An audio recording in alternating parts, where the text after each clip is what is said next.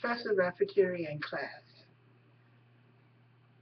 To complete this assignment on training for managers, I just wanted to cover the rest of this topic, talking about the importance of training, how serious it is, the seriousness of making sure that managers are properly trained. Managers are responsible for both the employees as well as for the organizations. There needs to be a balance. There must be a balance between the two.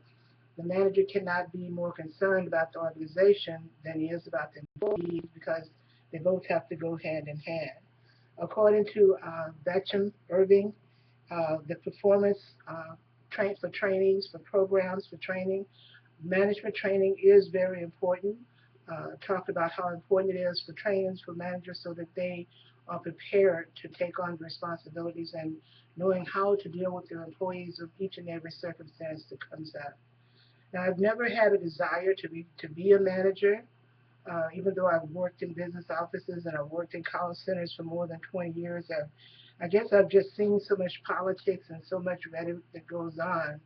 I just never have had the desire to be a manager, but having been in that position and had all the experience that I do have has prepared me to know the difference between an effective manager and a manager that is not as effective as it should be.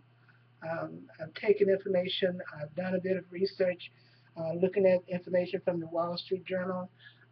The information tells us that in today's time, managers that are in the front line have to step up and take responsibility for sharpening their own management tools and for not only for their own responsibilities, but taking on these responsibilities to help their employees to sharpen their tools as well.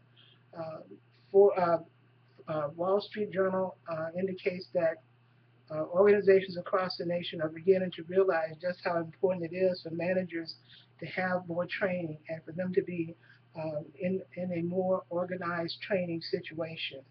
The Wall Street Journal also talks about how important it is to have smaller teams for teams to for the managers not to have to manage such a large group, because when the manager has to be responsible for a large group of people, it takes away from his time to do other things. And though he's so busy, when the team is broken up into smaller groups, say maybe 15 or 20 people, when the manager can assign team leaders to handle smaller groups of people, it makes for a better manager because he has more time to take advantage of time to be spent on items, individual things, both for himself and for the people that he's responsible for.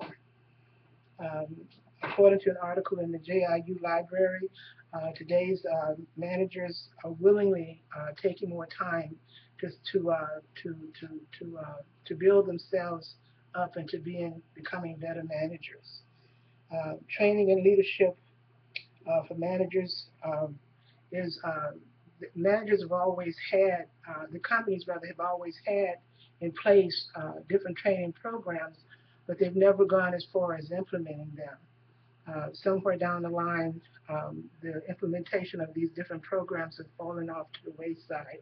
And so companies are now realizing how important it is for these programs to be put in place.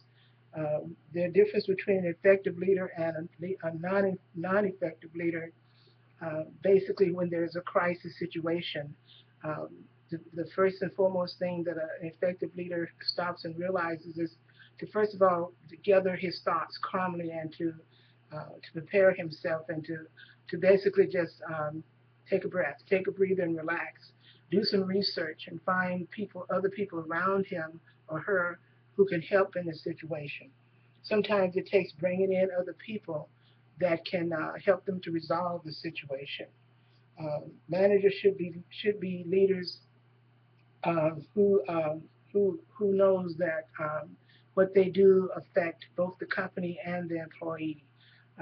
Managers know that in order to have a good running company and where the employees are producing, it's important for the manager to have first of all a good positive attitude and to be able to be effective in encouraging the employees to be more concerned with their own success. When you have employees who are excited about their own success, then they're excited about the type of work that they're doing, and about how well they're producing, and uh, how interested they are in their jobs. Not just It's not just about the money, but it's about doing the best job that they can possibly do, and keeping track of their own responsibilities for themselves.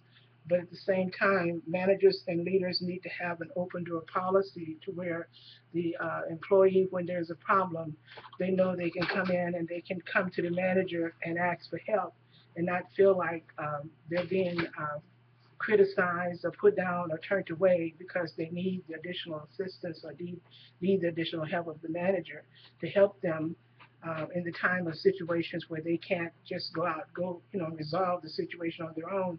They need to know that their managers care enough about them so that they can come in and sit down and know that the manager is going to take the time to listen to what's going on with them and help them in their own self-development.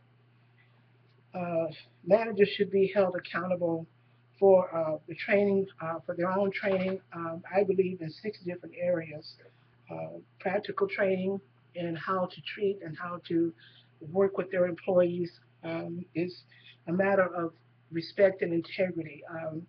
Also, how to, it's not necessarily knowing policies and procedures. There's a lot more to it, to being a manager, than knowing the policies and procedures. They must also know how to treat their employees when there's a difficult situation or crisis that arise. They should know how to handle that. Sometimes it's okay to delegate responsibilities, but in time of difficulty, and when there needs to be disciplinary actions, then the manager needs to know how to be able to be a disciplinarian when it needs to be. Um, it is When it comes to doing evaluations, that's another area where a manager needs to know how to properly evaluate. Uh, Criticism should be constructive. If there is a problem, then the employee should be made aware of that and should be given ample time to correct whatever problems he or she may be having. It's not a beat up type situation. They should be given good positive feedback, and they should be made known that there is room for development. There's room for growth, and when they know that there's room for growth, then they will be more productive, and they would then count on their employer or their manager to help them when they need it. I hope you've enjoyed this.